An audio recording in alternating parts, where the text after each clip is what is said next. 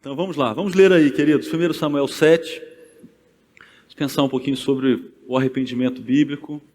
Samuel volta para a história, não era só eu que estava sumido não, Samuel estava sumido do texto também, não é? Samuel estava sumido aí, capítulos 4, 5 e 6. Tem gente que até acusa, né? Fala que isso aí é um texto que foi inserido no livro, mas bobeira isso, né? Propósito do autor aí, propósito claro, dá para a gente entender por que Samuel não aparece na cena até o capítulo, por que ele some, né, do livro, nos capítulos 4, 5 e 6. Agora ele retoma no 7. Vamos ler aí a partir do verso 1. Os homens de Quiriate-Jearim vieram para levar a arca do Senhor. Eles a levaram para a casa de Abinadab, na colina, e consagraram seu filho Eleazar para guardar a arca do Senhor. A arca permaneceu em Quiriate-Jearim muito tempo, foram 20 anos, e todo o povo de Israel buscava o Senhor com súplicas. E Samuel disse a toda a nação de Israel: se vocês querem voltar-se para o Senhor de todo o coração, livrem-se então dos deuses estrangeiros e das imagens de Astarote, consagrem-se ao Senhor e prestem culto somente a Ele, e Ele os libertará das mãos dos filisteus. Assim os israelitas se livraram dos Baalins e dos postes sagrados e começaram a prestar culto somente ao Senhor. E Samuel prosseguiu: reúnam todo o Israel em Mispá, e eu intercederei ao Senhor a favor de vocês. Quando eles se reuniram em Mispá, tiraram água e a derramaram perante o Senhor. Naquele dia jejuaram e ali disseram: temos pecado contra o Senhor. E foi em Mispá que Samuel liderou os israelitas como juiz. Quando os filisteus souberam que os israelitas estavam reunidos em Mispá, os governantes dos filisteus saíram para atacá-los. Quando os israelitas souberam disso, ficaram com medo. E disseram a Samuel: não pares de clamar por nós ao Senhor, o nosso Deus, para que nos salve das mãos dos filisteus. Então Samuel pegou um cordeiro ainda não desmamado e o ofereceu inteiro como holocausto ao Senhor. Ele clamou ao Senhor em favor de Israel e o Senhor lhe respondeu. Enquanto Samuel oferecia o holocausto, os filisteus se aproximaram para combater Israel. Naquele dia, porém, o Senhor trovejou com fortíssimo estrondo contra os filisteus e os colocou em pânico, e foram derrotados por Israel. Os soldados de Israel saíram de Mispá e perseguiram os filisteus até um lugar abaixo de Bet-car, matando-os pelo caminho. Então Samuel pegou uma pedra e a ergueu entre Mispá e Sem, e deu-lhe o nome de Ebenezer, dizendo: até aqui nos ajudou, até aqui o Senhor nos ajudou. Assim os filisteus foram dominados e não voltaram a invadir o território israelita. A mão do Senhor esteve contra os filisteus durante toda a vida de Samuel. As cidades que os filisteus haviam conquistado foram devolvidas a Israel, desde Ecrom até Gate. Israel libertou os territórios ao redor delas do poder dos filisteus. E houve também paz entre Israel e os amorreus. Samuel continuou como juiz de Israel durante todos os dias de sua vida. A cada ano percorria Betel, Gilgal e Mispá, decidindo as questões de Israel em todos esses lugares. Mas sempre retornava a Ramá, onde ficava sua casa. Ali ele liderava Israel como juiz, e naquele lugar construiu um altar em honra ao Senhor. Vamos orar mais uma vez. Senhor, nessa manhã bonita de domingo, quando separamos esse dia para de maneira muito especial adorarmos o Senhor, reunidos como igreja, e agora diante da sua palavra, nós suplicamos, ó Deus, a tua ajuda, a iluminação do teu Espírito, porque nós precisamos do Senhor, ó Deus, para desfrutar da sua palavra, ó Deus, para sermos transformados por ela. Ensina-nos, ó Deus, com essa história bíblica, com esse acontecimento bíblico, que foi preservado pelo Senhor, ele foi registrado, ó Deus, pelo Senhor, ele fala do Senhor e fala também de como devemos viver diante do Senhor. Ajuda-nos aqui, ó Deus, ilumina-nos com o teu Espírito, é a nossa oração em nome de Jesus. Amém.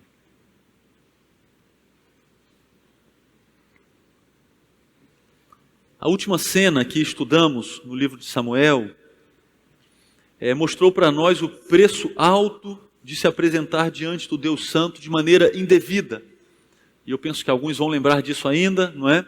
Quando a arca esteve fora de Israel, e ela fica um tempo com os filisteus, alguns meses, não é? E ela causa mortes entre eles, doenças entre eles, a ponto deles mandarem a arca embora, e ela vai de uma maneira milagrosa, não é? Naquele carro puxado por aquelas vacas com bezerros novos, e aquelas vacas não fazem o que era natural. A arca vai para o território israelita novamente, mas também entre os israelitas a arca causa mortes, porque alguns homens olham para dentro da arca, depois de celebrarem a chegada da arca, e eles olham para dentro, tratando-a com curiosidade, e vários deles morrem diante da arca do Senhor, já dentro do território israelita. E ali no capítulo 6, no versículo 20, eu destaquei para vocês 15 dias atrás, que tem uma pergunta importante naquela cena, que aliás ela serve como uma transição para a próxima cena, não é? Eles perguntam ali: quem pode permanecer na presença do Senhor, esse Deus Santo? E ficou claro que não era possível permanecer na presença do Senhor, do Deus Santo, de qualquer maneira. Porque o Senhor de fato é santo, é separado. Ele não tolera o pecado. E com isso eles decidem se livrar também da arca. Veja bem, agora são israelitas tentando se livrar da arca, não é? E o coração deles não estava tratado ainda. Eles tinham perdido a arca, a usando como um amuleto. E vários vão lembrar disso, não é? Eles trazem a arca para o campo de batalha, que aliás é uma cena que ela deve ser colocada ao lado dessa cena que foi lida agora no capítulo 7, porque o lugar tem o mesmo nome, só que os líderes são diferentes, não é? E há uma comparação aqui. E há também uma postura diferente da parte dos israelitas aqui. Então lá atrás eles perdem a arca, a usando como um amuleto, trazendo para o campo de batalha. E agora, depois da arca ser rejeitada, não é? E eles tentaram se livrar dela na primeira cidade. Agora ela é recebida, na verdade os homens de Kiriat Jearim buscam a arca do Senhor, e eles a levam para a casa de Abinadab, onde ela vai permanecer por vários anos, não é? E agora Samuel volta para o livro, ele aparece novamente, e nós vemos aqui claramente que há uma transição em Israel. Então o Senhor já tinha removido Eli e os seus filhos, e eu penso que vários de vocês vão lembrar disso, não é? Que eles morrem, os filhos de Eli morrem no campo de batalha, carregando a arca, e Eli morre com a notícia, já bem idoso, né? Morre com a notícia, e isso tudo como cumprimento de uma profecia. Eu penso que vários vão lembrar disso também. Profecia dita pela boca de Samuel, não é? Foi aquele primeiro sermão, lembra do sermão? Que ele não queria pregar, já o primeiro sermão, ele já não queria pregar, estava fugindo, não é? Então isso tudo acontece, e agora essa transição ela está acontecendo. O Senhor removeu aqueles líderes anteriores, e agora ele está colocando um outro líder, que na verdade vai ser um líder de transição, e esse líder é Samuel. E agora ele vai atuar aqui nesse capítulo 7, de maneira muito especial, chamando o povo para o arrependimento. O capítulo 7 destaca o tema do arrependimento. Lembra da pergunta? Quem pode permanecer na presença do Senhor, esse Deus Santo? Quem pode permanecer? Pessoas arrependidas, pessoas que estão sendo santificadas pelo Deus Santo. Esses poderão permanecer na presença do Deus Santo. O Deus Santo aponta para homens pecadores o caminho do arrependimento. E agora, nessa transição de liderança, nós vamos aprender aí que o arrependimento e a lealdade renovada para com o Senhor são fundamentais para um relacionamento restaurado com Ele. São elementos indispensáveis, o arrependimento, uma lealdade renovada. Olha aí como foi o acerto de contas dos israelitas. Os primeiros 6 versículos, aqui já lemos, não é? Então em Kiriat Jearim a arca fica por 20 anos. E o texto diz que o povo buscava o Senhor com súplicas.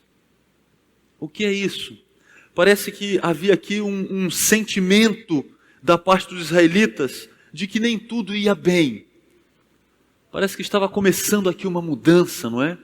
Um sentimento de que as coisas não estavam bem. E Samuel então faz um chamado para eles. Olha o versículo 3. Olha, se vocês querem voltar-se para o Senhor de todo o coração, livrem-se então dos deuses estrangeiros, das imagens de Astarote, consagrem-se ao Senhor e prestem culto somente a Ele, e Ele os libertará das mãos dos filisteus. Ele vai falar aí, olha, se vocês querem se voltar para o Senhor de todo o coração. A referência aí ao coração enfatiza a necessidade de motivações sinceras como base para a ação. Então as crianças lá em casa já estão cansadas de ouvir a mesma coisa, não é? Tudo começa no coração, e eu sei que na casa de vários aqui pelos sorrisos não é diferente. Meu filho, você precisa de um coração aprovado diante de Deus. Não é suficiente enganar o papai ou a mamãe, não é suficiente. Você precisa de um coração aprovado. Samuel sabia disso. Por isso ele fala para eles, olha, se de fato vocês querem se voltar de todo o coração, com motivações aprovadas, se vocês agora não querem apenas uma vitória na batalha, não é? E lembram quando eles trazem a arca, não é, para a batalha, eles queriam apenas uma vitória, eles não queriam um relacionamento com o Senhor a partir de motivações corretas.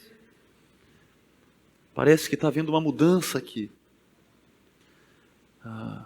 E aí nós vamos aprendendo que a dimensão interna do arrependimento é o fundamento para ações apropriadas.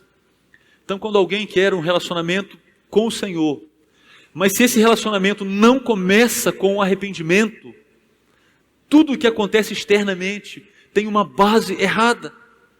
Agora, quando o arrependimento vem primeiro, aí as coisas começam a se acertar. Vão existir mudanças externas? Sim, nós vamos ver isso no texto, que já foi lido. As coisas vão mudar externamente, mas a partir de uma mudança interna. E aí ele diz, consagrem-se e prestem culto somente a Ele, porque adoração e lealdade requerem exclusividade. E aqui nós entendemos que os israelitas estavam adorando o Senhor juntamente com os outros deuses.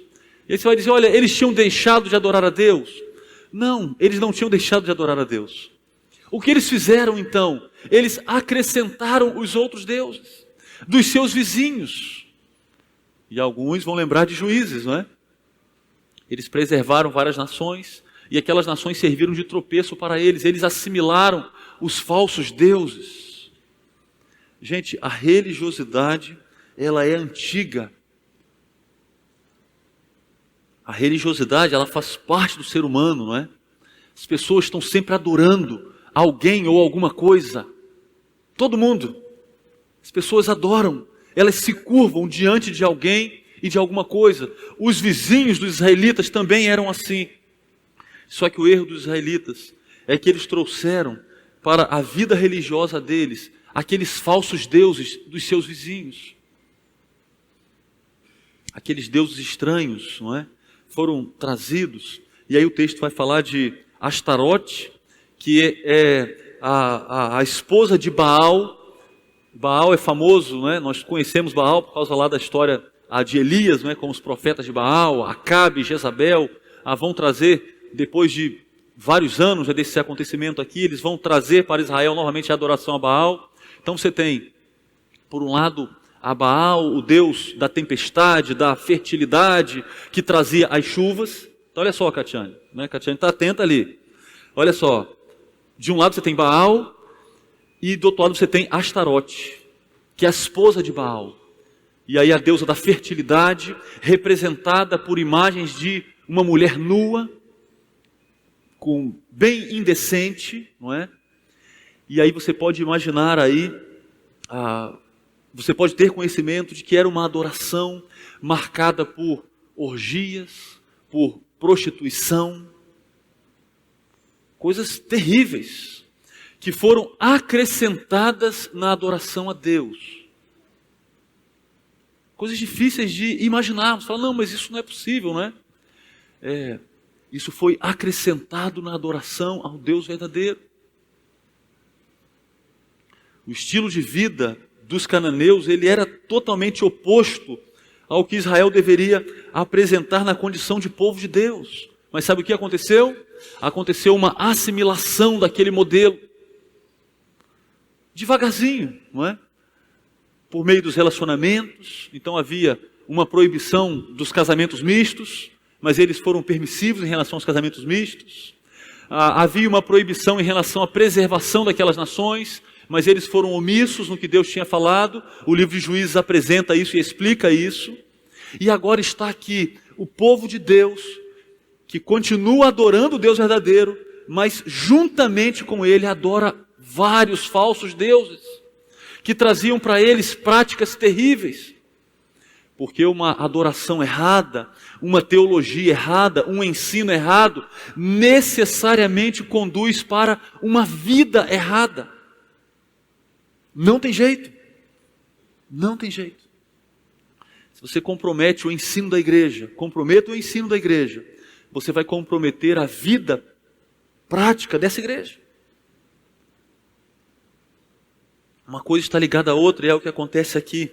E é por isso que Samuel os chama para deixarem esses falsos deuses, livrem-se dos deuses estrangeiros, das imagens de Astarote,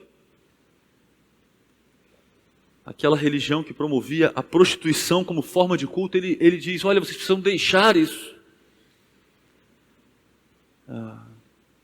O arrependimento, ele precisava então para os israelitas mostrar a renúncia daquela adoração estrangeira. Era um primeiro passo claro de arrependimento, não é? Era um fruto ali do arrependimento. Porque a sinceridade, ela requer exclusividade. E aqui a dinâmica do arrependimento fica muito clara para nós. Uma dinâmica que está presente lá em Efésios também, no Novo Testamento. Então você tem o despojar, que é o lançar fora os falsos deuses. Então quando alguém se arrepende, ela tem coisas que ela precisa deixar. Aliás, quando alguém se arrepende, ela está se arrependendo de algo que ela precisa deixar. E arrepender-se é isso, é dizer, eu não quero mais. Eu estou deixando algumas práticas antigas. No caso deles, era lançar fora os falsos deuses. Mas o arrependimento bíblico, verdadeiro, ele envolve também o revestir, não é? A linguagem lá de Efésios é de tirar, que o apóstolo Paulo usa escrevendo aos Efésios, é de tirar uma roupa velha, não é? Uma roupa suja, e agora colocar uma roupa nova. Eles agora, os israelitas deveriam se revestir de uma dedicação do coração ao Senhor, e o culto somente a Ele. Então eles não iriam mais adorar os falsos deuses, mas não era só isso. Agora eles iam adorar da maneira como o Deus verdadeiro requer. Deveriam adorar o Deus verdadeiro. E havia também uma promessa. O fim do versículo 3. E ele os libertará das mãos dos filisteus. Então olha só. Lembra que um recurso do autor do livro de Samuel é fazer comparações. Então alguns capítulos atrás eles estavam no campo de batalha contra os filisteus. E eles querem resolver o problema. E eles dizem, tragam a arca, vamos resolver o problema, vamos ganhar essa batalha. E não deu certo. Eles continuam com o problema com os filisteus. E agora Samuel diz para eles, acertem a vida com o Senhor, deixem os ídolos falsos, adorem somente a Ele, e Ele os livrará. Ele vai lidar com esse problema aí. Ele vai cuidar da vida de vocês. Mas vocês primeiro precisam acertar o relacionamento com Ele. Precisam acertar as contas com Ele. Acertar a vida com Ele. O povo obedece à orientação de Samuel. E aí ele os convoca para um dia de confissão e jejum, aí no versículo 5, não é? Que talvez seja a consumação daquele programa de reforma, não é? A que Samuel estava promovendo em Israel. E aí eles se reúnem em Mispá, tiram água e a derramam perante o Senhor. Uma coisa estranha para nós aqui, não é? O pastor Rui até falou já aí de água caída, mas não tinha nada a ver com esse texto aqui, não é? Nós não fazemos isso, mas eles faziam como parte de todo o cerimonial, né, do Antigo Testamento. E parece aqui, embora não tenhamos muita clareza, parece que esse derramar água aqui simboliza a purificação pela culpa. E eles estão simbolizando essa purificação pela culpa por meio desse derramar água diante do Senhor. Ali, olha o que eles falam, no versículo 6, uma frasezinha importante para alguém que está arrependido. Olha o que eles dizem: temos pecado contra o Senhor. Temos pecado contra o Senhor. O povo confessa o seu pecado perante o Senhor.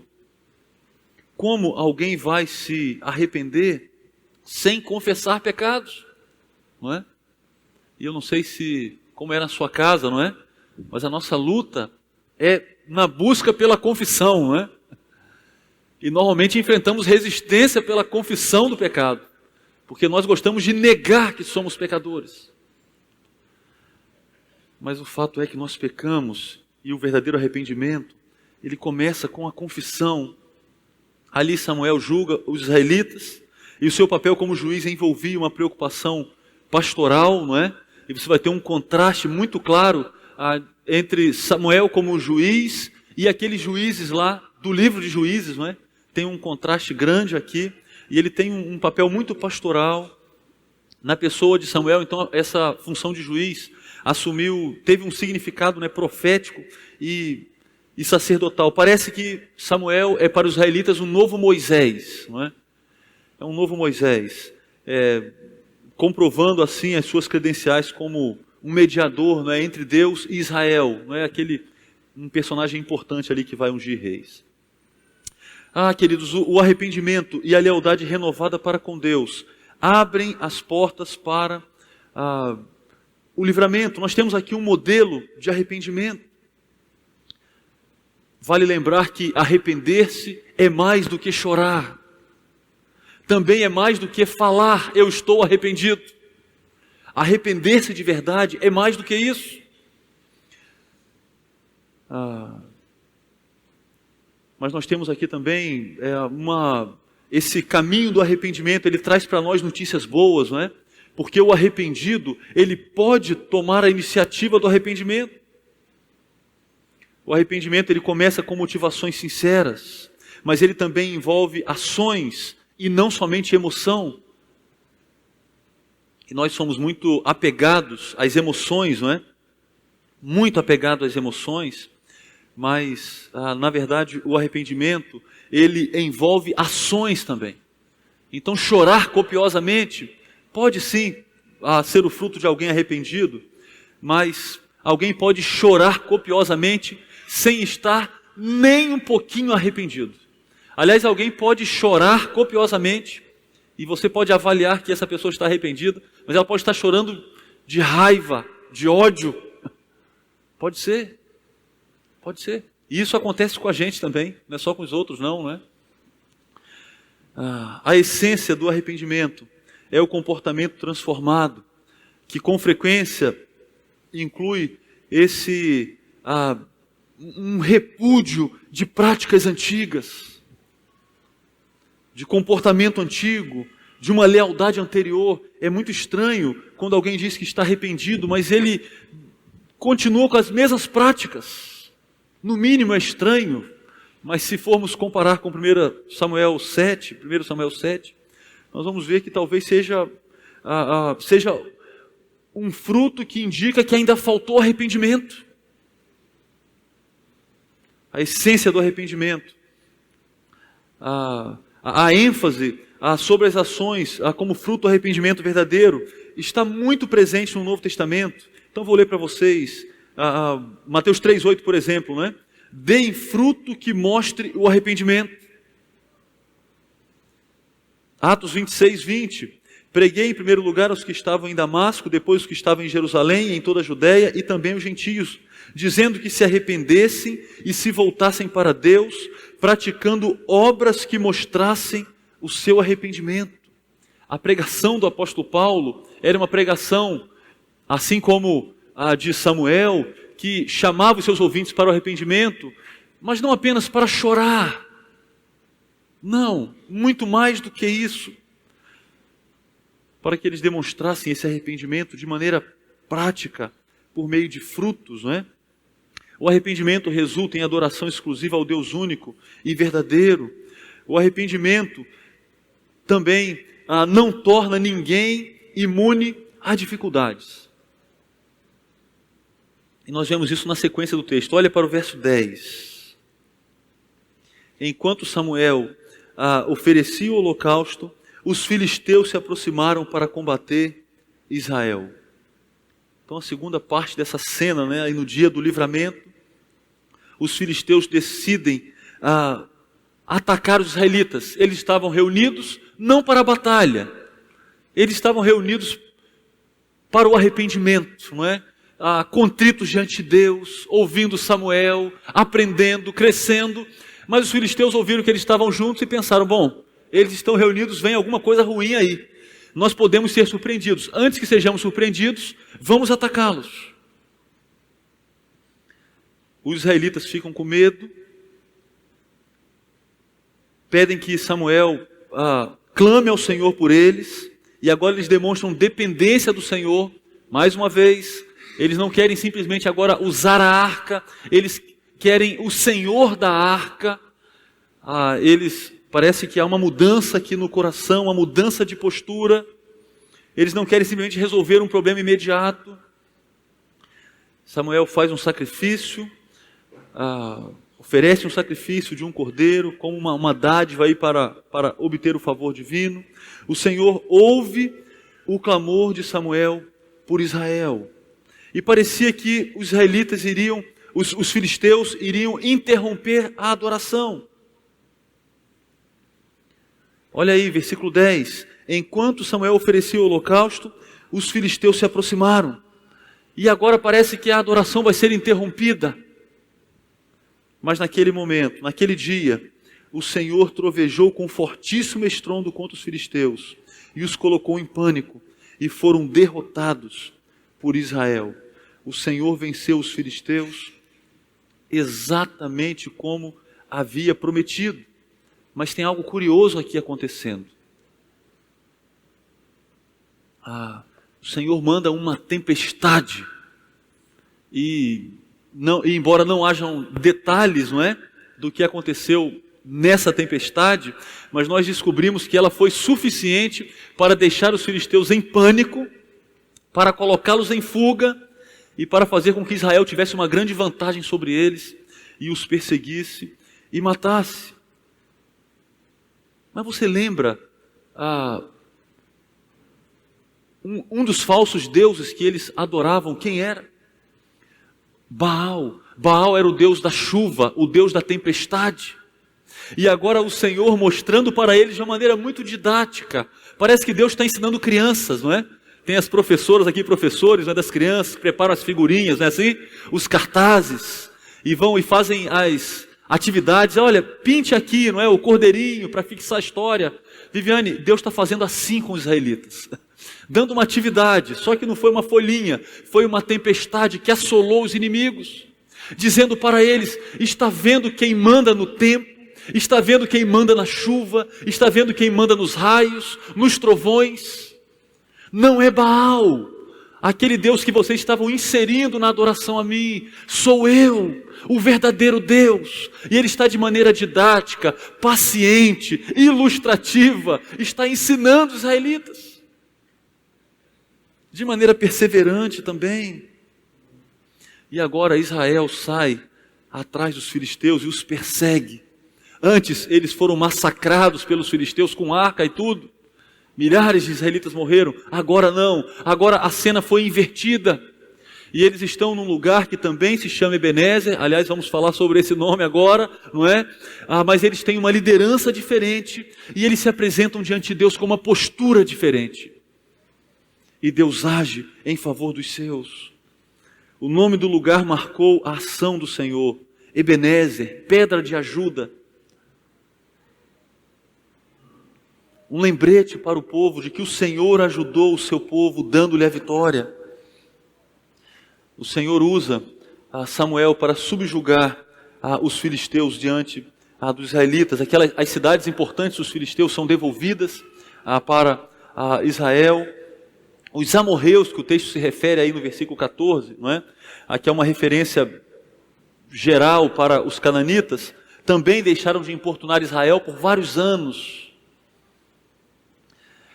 Queridos, tudo isso porque o Senhor é o único verdadeiro Deus e a única fonte de segurança para o seu povo. Ele é único.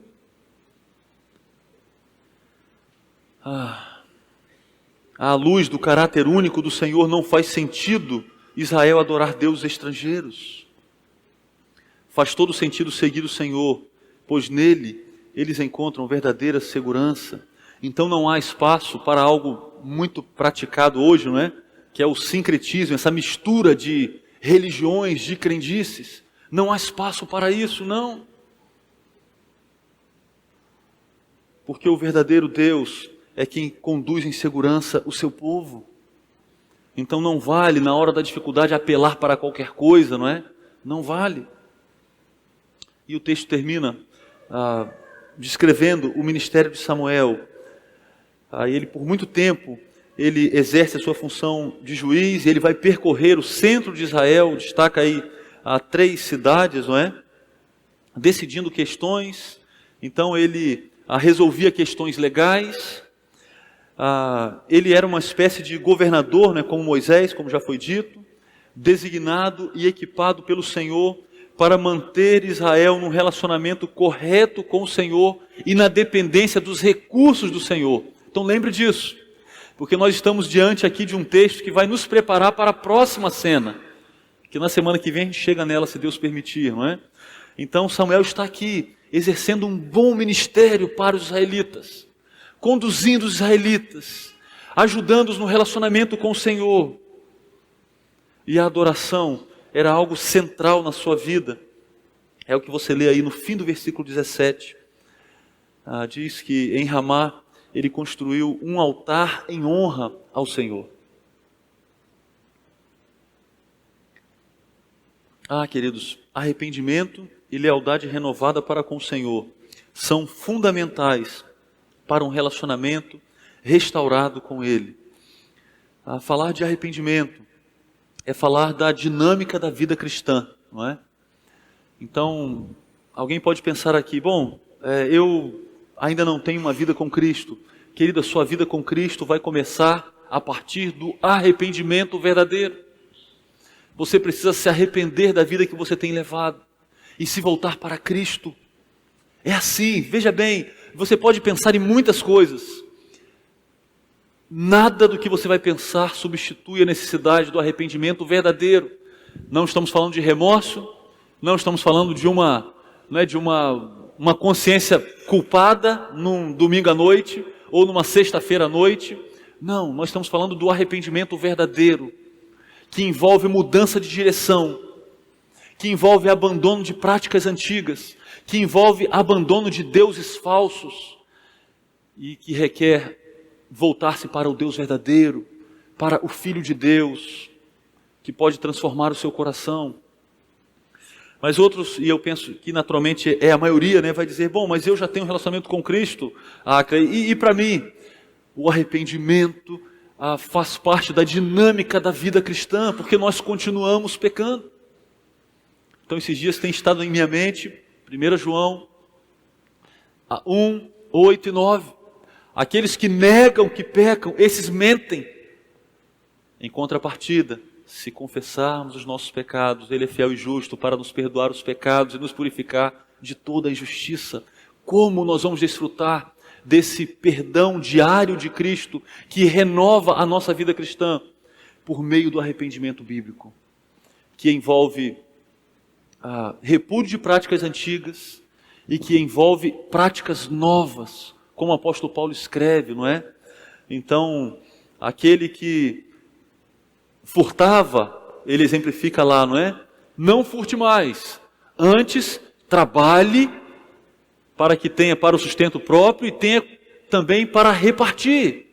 Aquele que mentia, ele não vai mentir mais. No lugar da mentira, ele vai colocar a verdade falada em amor.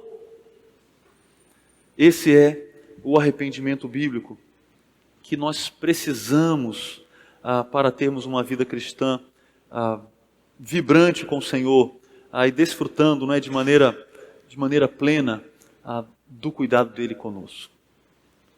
Que o Senhor nos ajude. Vamos louvá-lo mais uma vez.